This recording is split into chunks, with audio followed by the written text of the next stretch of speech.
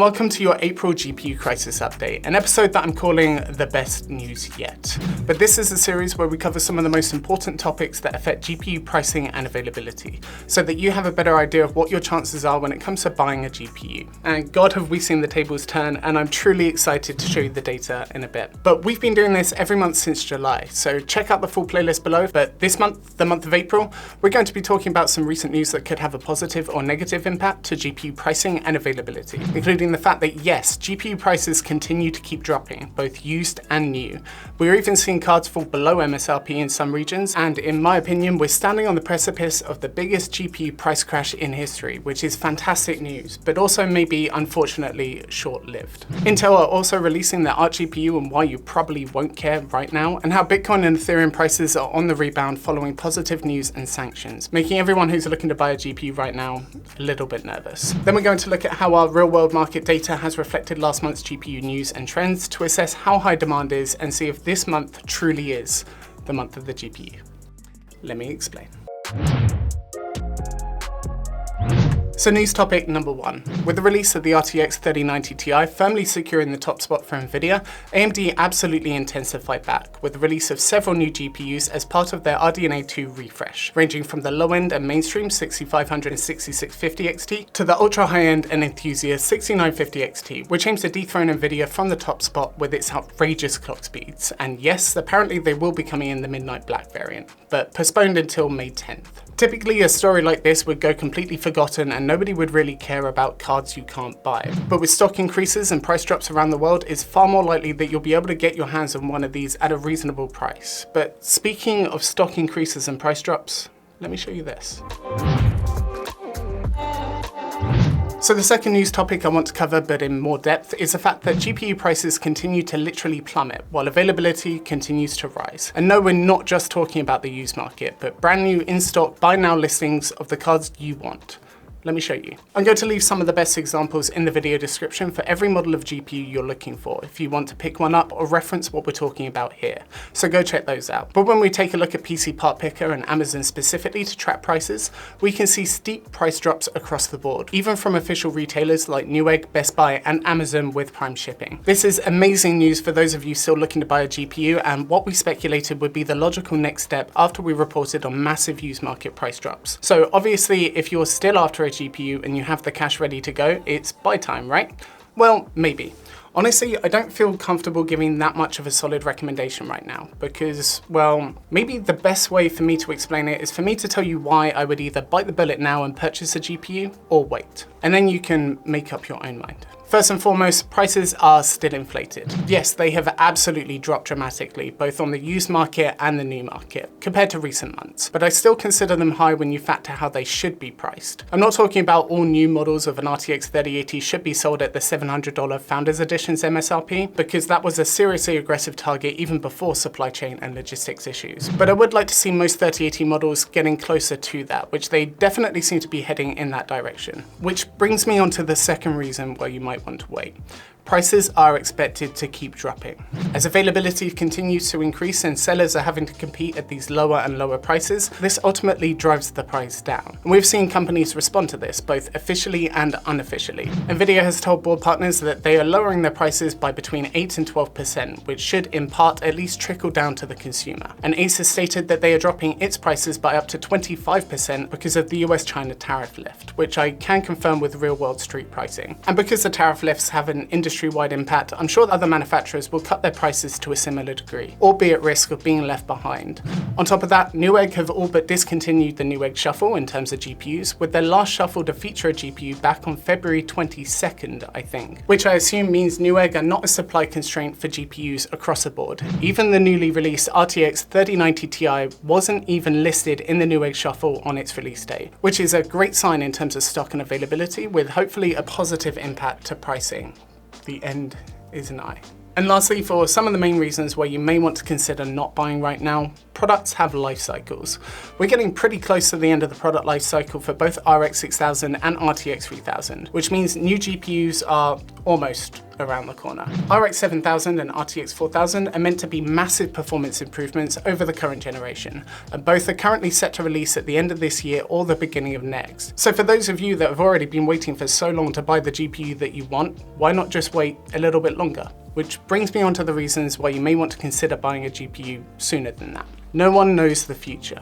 I remember nearly a year and a half ago now, spending $2,500 on a pre-built, which had an RTX 3080 and a 5950X in it. And people told me that I was incredibly stupid for effectively overpaying for them when stock and pricing was about to recover, which even to this day, still haven't. And ironically, that was one of the best deals that I've gotten in the past couple of years, considerably cheaper than any RTX 3080 that you can buy right now, even with their new lower prices. And although we try to predict how the markets will respond based on a variety of solid factors, the truth is no one truly knows the future. So if you're happy with the price and the performance you can get from a GPU you are able to purchase today and you're thinking about buying it, it's difficult to argue with the fact that waiting could potentially have the opposite effect, costing you more. Don't get me wrong, I'm expecting everything to continue getting better, and almost everything is telling us it is, with price reductions being an almost daily occurrence from popular US retailers. But it would be irresponsible of me to not highlight how extremely volatile the market is and has been over the past few years, with the most pertinent reasons for a full reversal right now being the situation in Ukraine and crypto trying to unfortunately bounce back. And even if you could wait for what's likely going to be at least 8 months for the next generation to arrive, there's no proof that we won't be going through the exact same process immediately after their launch. Who remembers only a couple years ago when RTX 2080 Ti's were being sold on eBay for $500 right before the launch of the 3080, to then completely flip and then be sold for over $1,500 1 week later when nobody could buy a card to replace them, and mining became super profitable again. So my advice is to take the information that I've just given you and think about your specific situation and what makes the most sense for you. Most regions, especially North America where I am, retailers seem to have stock of every GPU performance tier right now, which is the first time that I've been able to say this in this series. And prices are absolutely falling, so check them out below and make the decision that's right for you. For me specifically, it actually comes down to Ethereum's proof of stake migration being perpetually postponed. When it does happen, it will cripple GPU mining in the short term while another coin takes its place, but I'd hate to be in a position of needing a GPU when the next generation arrives, if Ethereum is still mineable on a GPU, because that's going to be a really scary and really dangerous situation to be in, and you may experience another couple years of serious deja vu. So I'd want to see how the markets are going to settle in the short term and how Intel Arc might positively disrupt them further.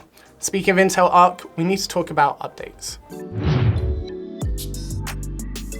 Intel's Arc GPU has finally been released for laptops. We did know that the laptop variant was set to arrive shortly before the discrete desktop GPUs, but what we didn't know was the true performance, which has been mostly underwhelming. Several companies and media outlets have been testing the Arc 3 series, including the A350M and A370M, the latter being the higher performance option of Intel's entry-level laptop GPUs. And in testing, the A370M was found to have been between 15 and 20% less performant compared to a 1650 mobile, and about 40% less than AMD's budget 6500M notebook GPU, although AMD's benchmarks were from them specifically and not from a third party, so cherry-picked caution advised. Although I would have really liked to have seen more competitive performance figures from Intel, I'm hoping that driver optimizations continue to improve performance and help optimize for the product that we care most about, Intel's full-fat 512 execution unit desktop GPU. And here's the top 3 things that you need to know about this card and how it might impact the GPU market as a whole. The release date is actually still a topic of contention, but Intel did release a recent promotional video teasing a limited edition desktop graphics card set for release in summer 2022. We actually have no idea what GPU this is specifically, as the renders don't even show PCI Express power, which means that this GPU is under 75 watts because of no supplemental power,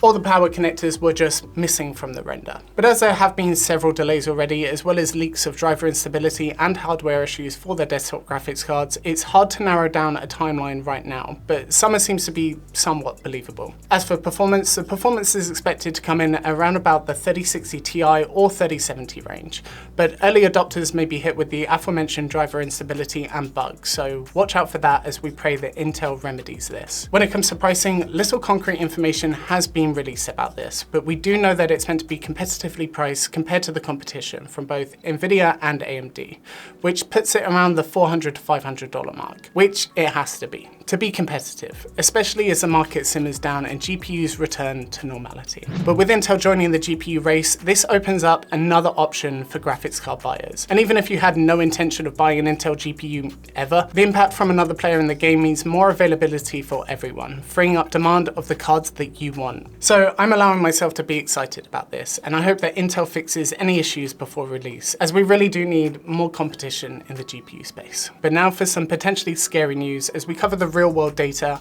and how that might impact your ability to buy a GPU.